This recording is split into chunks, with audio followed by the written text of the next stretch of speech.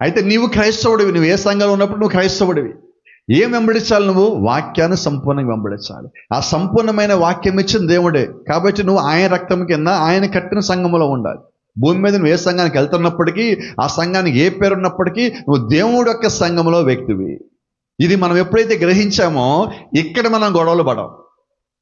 నీ సంఘము నా సంఘం అని గొడవ ఉండదు, ఆ సంఘం ఈ సంఘం అని గొడవ ఉండదు. ఎందుకని గొడవ ఉండదంటే నువ్వు తిరిగి జన్మించాక నువ్వు గొడవలు పెట్టుకోవు, చాడీలు చెప్పవు. ఎందుకని తిరిగి జన్మించమంటే నువ్వు తిరిగి జన్మించినప్పుడు అంతకుముందు స్వభావం చనిపోయినది.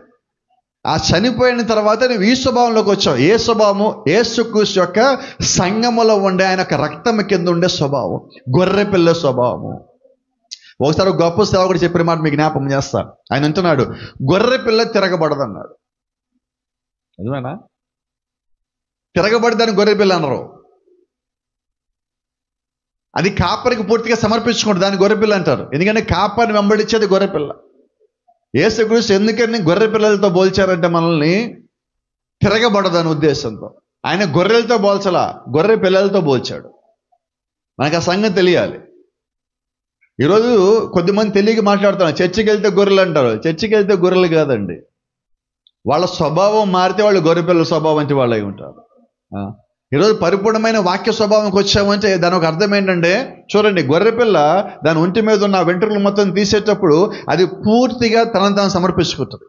ఎందుకు సమర్పించుకుంటుంది? దానికి గాయం అవుతుంటుంది, రక్తం అవుతుంటుంది, అయినా అది పారిపోదు, అయినా అక్కడి నుంచి లేచి వెళ్ళిపోదు. దాని స్వభావం యొక్క ఉద్దేశం ఏంటో తెలుసా? అది వచ్చిందే దాని కొరకమని తెలుసు, అది పుట్టిందే అది ఇవ్వటానికి అని తెలుసు. ఎందుకంటే దాని యొక్క స్వభావం ఏంటంటే, నేను పెరిగి పెద్ద అయ్యాక నా ఒంటి మీద ఉన్న ఈ చర్మము లేకపోతే ఈ వెంట్రుకలు నేను తిరిగి ఇవ్వవలసి ఉన్నానని దానికి పుట్టుకతో తెలుసు ఆ సంగతి. దాన్ని గొర్రెపిల్ల స్వభావం అంటే. ఇప్పుడు యేసుక్రీస్తుని సిలువ మీదకి తీసుకొచ్చారు, కొడుతున్నారు. ఎందుకని కేకలేయలా? ఎందుకని అరవాలా? ఎందుకని పారిపోలా? ఆయన చేతికి సంఖ్యలు ఏమి వేయలేదే. ఎందుకని పారిపోలేదంటే ఆయన వచ్చిందే దాని కొరకు. ఆయన వచ్చిందే సిలువ మరణానికి, ఆయన వచ్చిందే తను అప్పగించుకోవటానికి. కాబట్టి ఆయన వచ్చిన పని ఏదో అదే చేసి వెళ్ళాడు. ఈరోజు నిజంగా మనము కూడా క్రైస్తవులం అయితే, తిరిగి జన్మించిన వ్యక్తులమే అయితే, మనము కూడా భూమి మీదకి ఎందుకు వచ్చామో ఆ పని చేసి ఇక్కడి నుంచి వెళ్ళేవాళ్ళగా ఉంటాం. కాబట్టి తిరగబడే స్వభావం అన్నది గొర్రెపిల్ల కాదు, తిరగబడేది గొర్రెపిల్ల కాదు. ఆ స్వభావం ఈరోజు మనలోకి వచ్చిందంటే దానికి కారణము ఆయన యొక్క వాక్యము, దానికి కారణము ఆయన యొక్క పరిశుద్ధమైన రక్తము, జీవమై ఉన్నది. ఈరోజు మనం దాన్ని పొందుకోవలసిన వారమై ఉన్నాం.